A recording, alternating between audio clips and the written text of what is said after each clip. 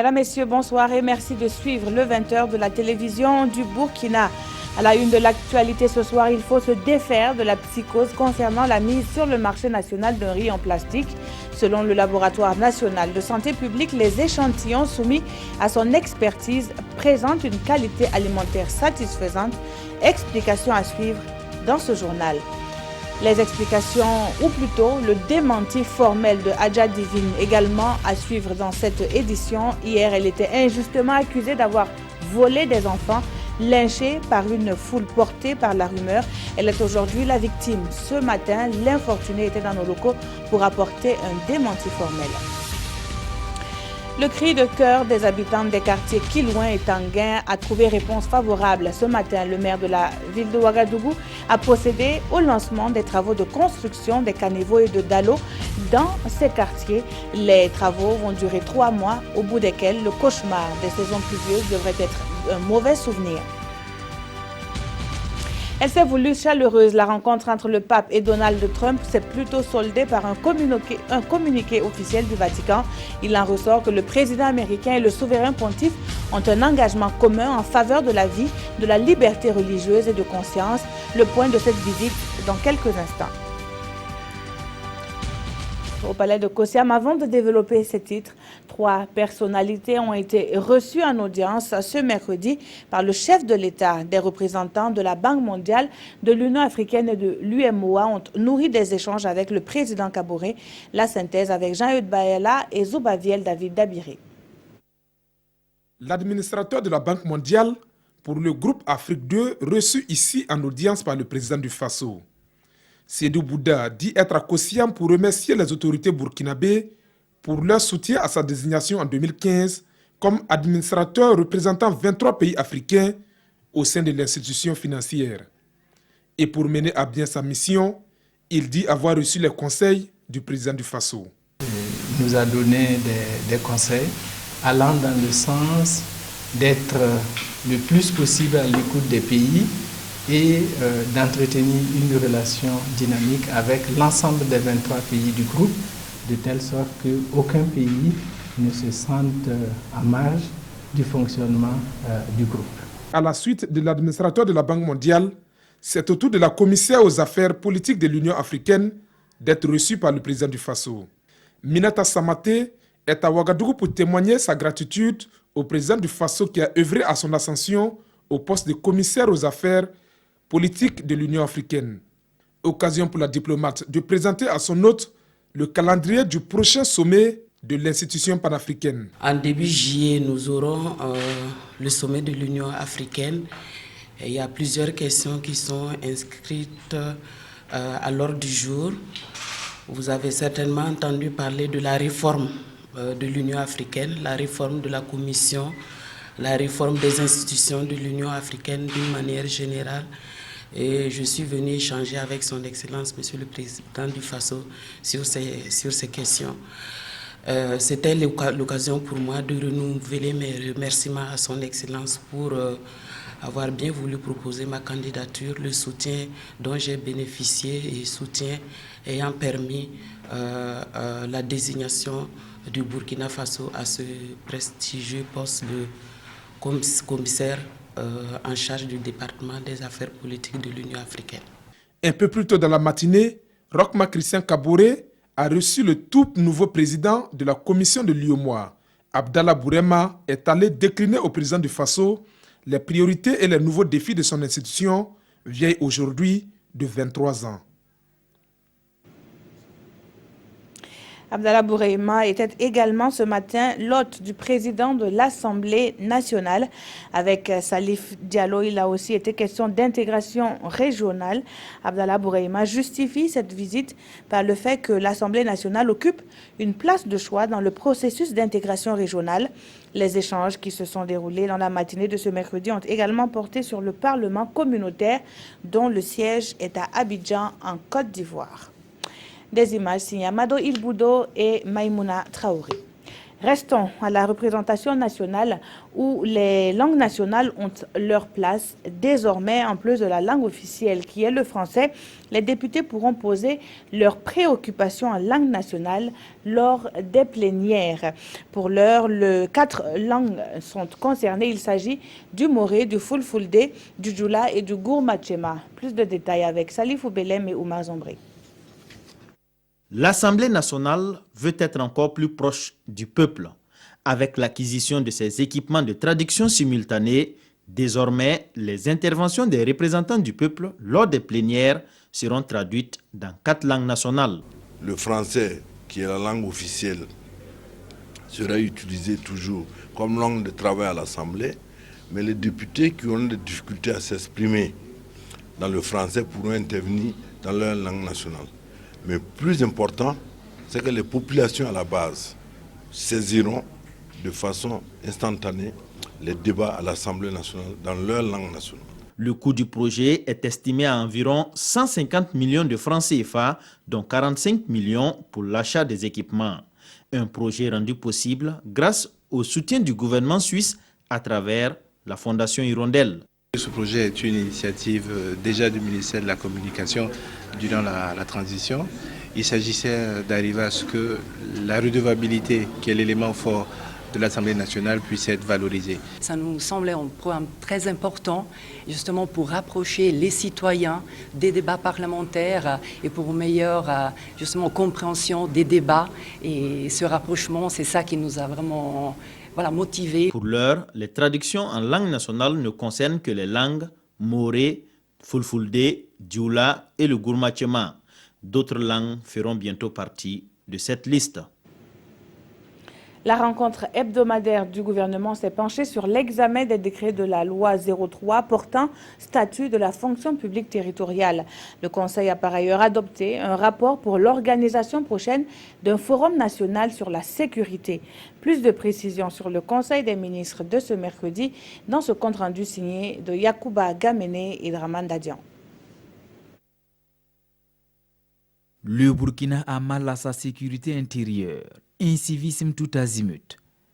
Le gouvernement annonce donc la tenue d'un forum national sur la sécurité en septembre 2017 avec l'implication de tous les acteurs.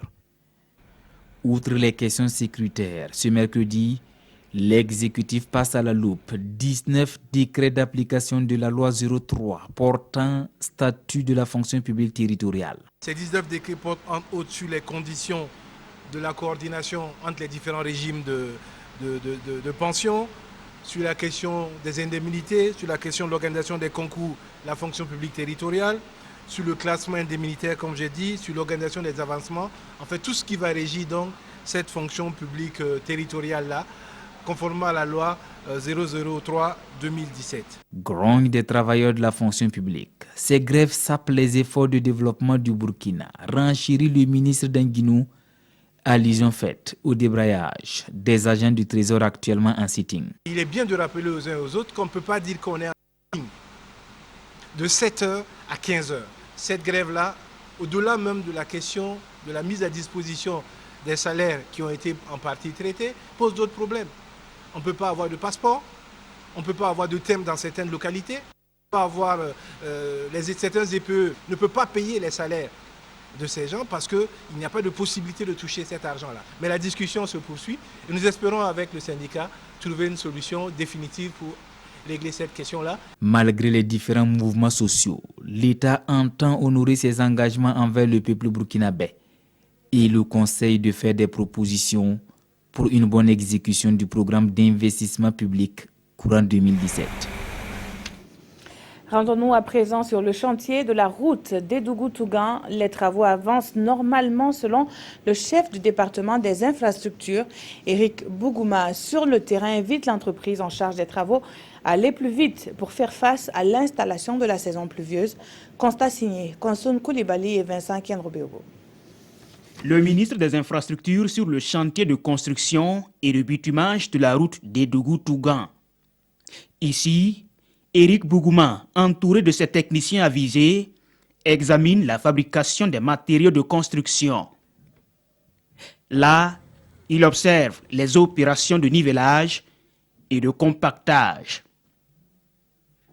Plus loin, la construction du pont de franchissement sur le fleuve Mouhoun. À toutes les étapes, les équipes et les équipements de l'entreprise sont déployés, de quoi impressionner le ministre. Aujourd'hui, nous constatons des travaux qui sont réellement impressionnants sur le terrain. Nous constatons une entreprise qui a du matériel, qui a du personnel, qui travaille selon une méthode, en tout cas sur le terrain, qui est admirable. Sur les travaux du pont, la saison des pluies s'installe et Éric Bougouman demande d'agir en conséquence. C'est un pont qui sera un pont moderne et donc nous avons invité l'entreprise à accélérer les travaux parce que une venue massive d'eau pourrait gêner en tout cas les travaux de construction de ce pont-là. Jusqu'à maintenant, nous sommes dans le délai, d'accord, et avec le rendement, même on a fait actualisation, donc on est toujours dans le délai et le planning. Et ça nécessite entre-temps de renforcer encore les ateliers pour qu'on puisse vraiment achever dans les meilleurs délais. Démarré le 1er septembre 2016, le taux d'exécution des travaux est estimé à 18%. Soroubat a encore 1 an et 3 mois pour finir le chantier. Long de 91 km, le bitumage de ce tronçon aura coûté 23,6 milliards de francs CFA, près d'1 milliard en plus pour les frais de contrôle. D'un chantier à un autre, nous sommes dans les quartiers Tanguin et Kilouin de Ouagadougou où le maire de la ville a procédé au lancement des travaux de construction de caniveaux, des infrastructures pour améliorer ces lieux de vie et de travail. 400 millions de nos francs ont été mobilisés par l'Agence française de développement pour la réalisation de ces travaux. Précision dans ce reportage de Urbain Benito Somé et Frédéric Etienne Bassenga. Le maire de Ouagadougou lance les travaux d'urgence d'assainissement pluvial à Tanguin et à Kilouin. Dans ces deux quartiers situés au nord de la ville, 1645 mètres de caniveaux et 285 mètres de dallos seront construits grâce à l'appui de l'Agence française de développement pour faciliter l'évacuation des eaux de pluie. Ouagadougou, évidemment, se développe, vous le savez tous, la population augmente, donc il y a des défis. Et soulager les populations, les rendre accessibles, construire des routes, des écoles, c'est pour nous très important. Arma Bewende a saisi cette opportunité pour appeler les populations à ne pas confondre les ouvrages d'assainissement à leur bac à ordures. On ne dira jamais assez, les caniveaux ne sont pas des dépotoirs. Vous savez que naturellement, les gens vont vers les caniveaux pour déposer les ordures et cela empêche l'écoulement des eaux pluviales. Donc nous avons lancé cette sensibilisation depuis longtemps. Donc à toutes les occasions, nous rappelons, nous remettons une dose de piqûre pour dire que les caniveaux ne sont pas des dépotoirs. Si nous mettons des saletés dans les caniveaux, l'eau de pluie ne pourra pas s'évacuer naturellement vers les exutoires où ils doivent partir. Les populations, elles, ont salué l'initiative. Ces travaux vont durer 3 mois et coûteront plus de 400 millions de francs CFA. On en vient à cette polémique sur du riz en plastique. Le laboratoire national de santé publique a reçu des échantillons de ce riz pour analyse. Il en ressort qu'il présente une qualité alimentaire satisfaisante. Le laboratoire ne confirme pas la présence de matière plastique dans ce riz, mais il souhaite d'élargir le champ d'investigation à d'autres laboratoires. Le point dans ce reportage de Konsoun Koulibaly et Vincent Kendrobero. L'affaire du riz en plastique avait suscité la polémique et l'expertise du laboratoire national de santé publique était attendue pour situer l'opinion publique. C'est désormais chose faite. Après différentes analyses, le LNSP livre son rapport. En conclusion de ce rapport, le laboratoire affirme que ces analyses indiquent une conformité sur le plan de la qualité sanitaire, estime que les échantillons du riz analysé présentent une qualité alimentaire satisfaisante et qu'il n'est pas en mesure de confirmer que le riz est composé de matière plastique. La Ligue des consommateurs qui avait lancé l'alerte dispose désormais de ce rapport. Jusqu'à preuve du contraire, il n'y a que le laboratoire national de santé publique qui peut nous dire si un produit tel que le riz est de bonne qualité ou pas. Alors, il vient de répondre à notre question, il est d'une qualité satisfaisante. Je vais dire que je suis rassuré, mais je conseille aux consommateurs quand même de regarder ce qu'ils consomment. Le riz qui avait été incriminé, il faut continuer, selon les conclusions du Laboratoire national de santé publique, on peut continuer de le consommer. Ceux qui veulent bien le consommer peuvent le consommer parce que selon les analyses d'essais scientifiques, ce riz est d'une qualité satisfaisante. Des analyses complémentaires sont toujours en cours selon le LNSP qui souhaite en plus un recours à d'autres laboratoires pour élargir le champ d'investigation. Début de semaine mouvementée à Bani, localité située à quelques kilomètres de la ville de Dori, dans le Sahel. Des habitants sont sortis exprimer leur mécontentement au lendemain de la tenue d'une session municipale empêchée par des individus. La session prévue se tenir le 20 mai dernier devait élire les 2 conseillers régionaux de la commune de Bani, Brema Kane et Bernard Diasso. Ce lundi 22 mai 2017 à Gangaol, sur l'axe Dori-Kaya, ces populations, armées de bâtons, gourdes, coutelas, expriment leur soutien et solidarité au conseil municipal de Bani, confronté depuis quelque temps à une crise. On soutient les mains jusqu'à dans notre goutte de sang, dernière goutte de sang. Voilà. Jusqu'à la fin de son mandat. On ne veut pas parler. Non, nous on veut notre commune même. Total, c'est fini. Notre commune. On n'a qu'à rester là-bas. Ils ont dit que là-bas c'est Bani, ici c'est chez nous. Voilà. Il ne faut pas aller nous faire des barbaries là-bas. Ici, nous, ici, nous vont rentrer notre mandat. Ici, c'est pour nous. Le mandat là n'a qu'à venir d'abord. Voilà, section là, on n'a qu'à laisser ou bien ceux qui sont responsables de faire des barbaries, on n'a qu'à enlever pour aller fermer. Pas palable, nous on ne veut pas. La séquestration d'un conseiller municipal du parti PDS par des conseillers du MPP serait à l'origine de cette situation. Nous avons en tout cas demandé à ce qu'ils puissent libérer ce dernier parce que tout simplement, ils n'avaient pas le droit de le séquestrer. Et ils nous ont fait savoir tout simplement parce qu'ils auraient appris. Et ils ont même dit qu'ils ont la preuve que le maire, en tout cas, détient 5 de leurs conseillers qui doivent prendre part à la session du conseil municipal qui est prévue. Nous sommes arrivés, on a vu le maire, on lui a expliqué la situation. Et en tout cas, il nous a dit que chez lui, il n'y avait même pas de problème si nous sommes disposés à échanger avec les 5 conseillers.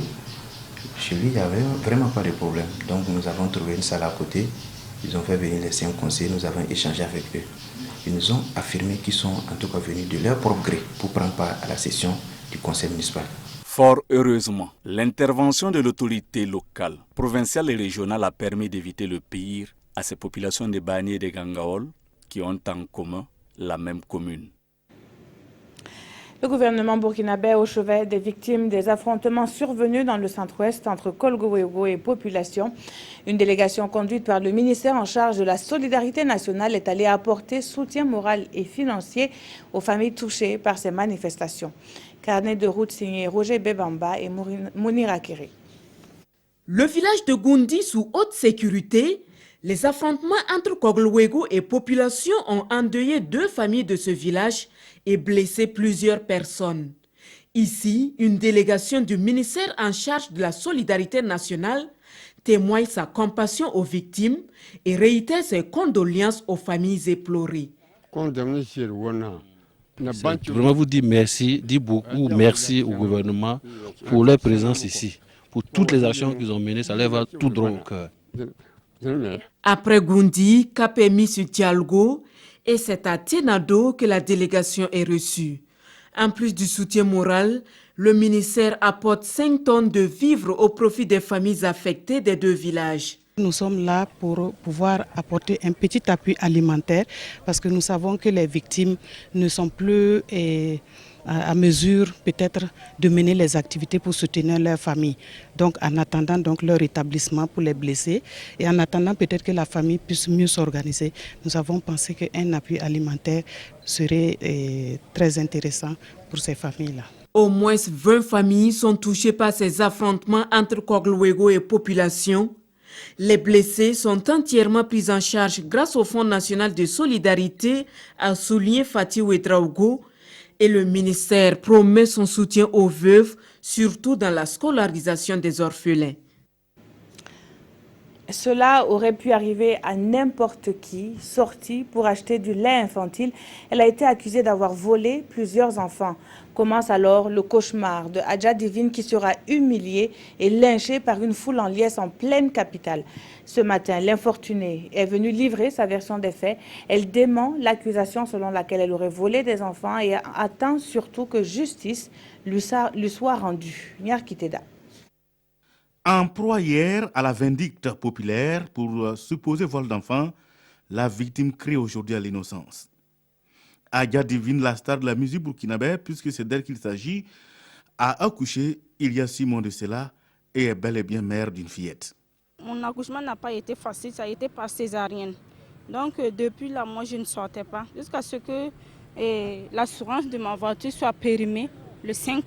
Maintenant, mon enfant même était malade. Et on nous a laissé de rentrer hier matin qu'on nous a libérés à l'hôpital. Et quand je suis rentrée, elle n'avait pas de Cerelac puisqu'elle a 6 mois, elle boit la bouillie maintenant. Et comme il n'y avait personne pour aller payer Cerelac de mon enfant, moi j'ai fait sortir ma moto pour faire ma voiture pour faire déméder, mais aller payer Cerelac de mon enfant et puis revenir. Le retour sera douloureux pour elle. Juste avant d'arriver au feu de Palace Hotel, j'ai vu la police routière qui était là. Quand j'ai vu la police, automatiquement, j'ai tourné à gauche, j'ai pris la voie rouge pour contourner la police, puisque eux faisaient leur travail sur le goudron.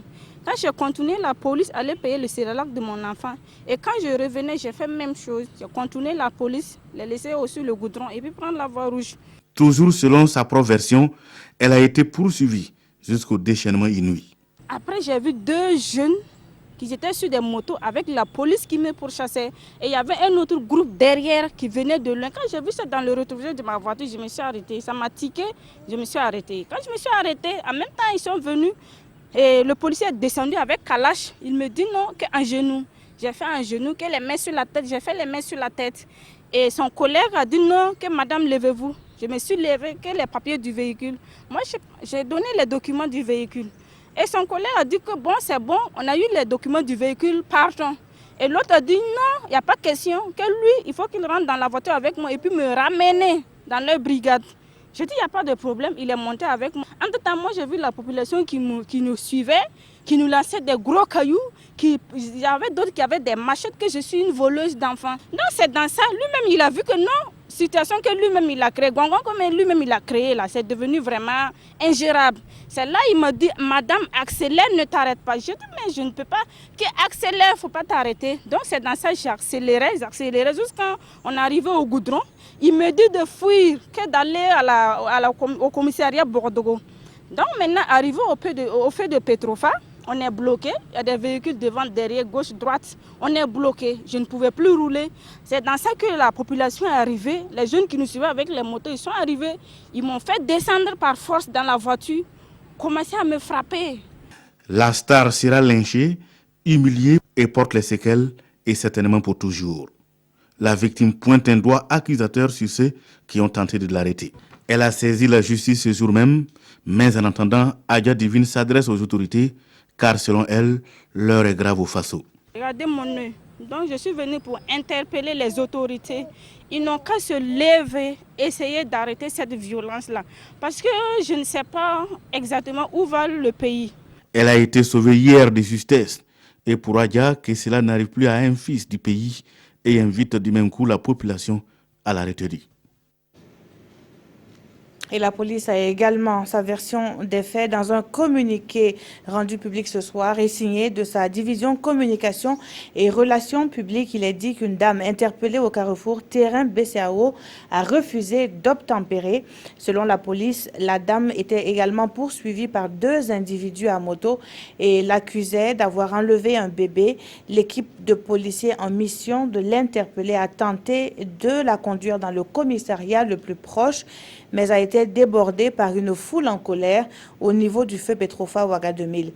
Toujours selon ce communiqué, la dame n'a eu la vie sauve que grâce à l'arrivée des renforts et a été conduite au CMA du secteur 30. La police nationale dit déplorer fortement cet incident et invite les populations au calme.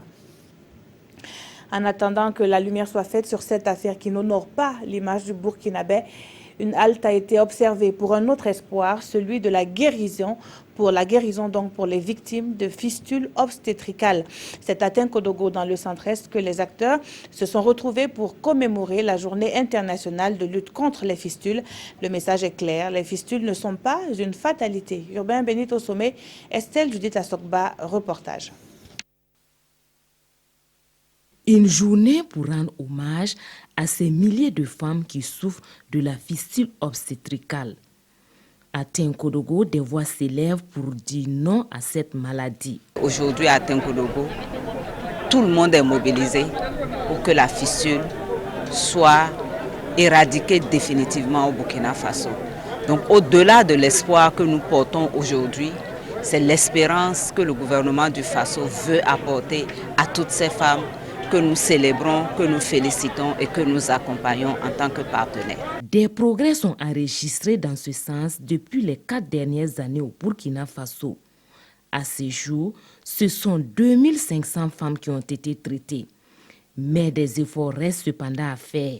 C'est pourquoi une invite a été faite à tous pour protéger les femmes et les filles de la survenue de la fistule. Je voudrais vraiment lancer un appel aux mécènes, aux individus et aux personnes donc, du Burkina Faso, de manière à accompagner le gouvernement du Faso dans le financement de la prise en charge de la fistule obstétricale.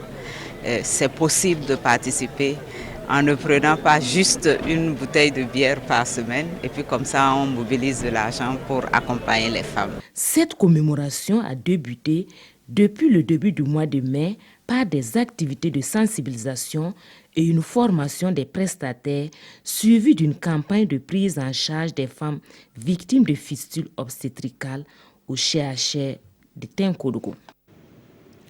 En bonne santé, les femmes contribuent à l'économie nationale. Comment?